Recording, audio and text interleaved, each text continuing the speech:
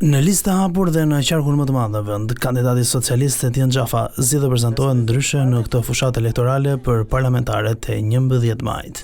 Vorrei spiegarmi adesso dammi solo un minuto per levarmi questo sapore amaro. Në një intervistë për Vision Plus, Xhafa shpreh se fushata është zhvilluar tepër civile, por me vështirësi në raportin politikan-qytetar. Ne jemi duke punuar shumë fort në çdo njësi, pra në 27 njësitë administrative të Tiranës dhe në 4 bashkitë të tjera të qarkut, që të arrijmë atë që do ishte rezultati më optimal për Partinë Socialiste, pra 20 mandatet.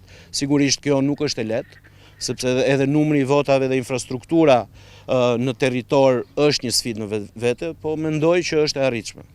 Xhafa tha se kohët e fundit niveli i debatit politik ka pasur ulje, ndërsa kërkojnë mbështetje nga qytetarët.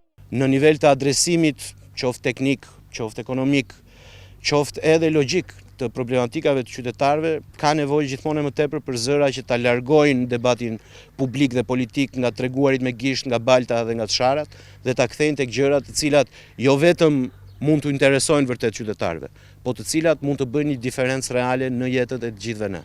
Partia Socialiste ka nxjerrë në garë të hapur disa prej figurave kryesore të Selisë Roz, duke pretenduar një mandat të 4 të qeverisës.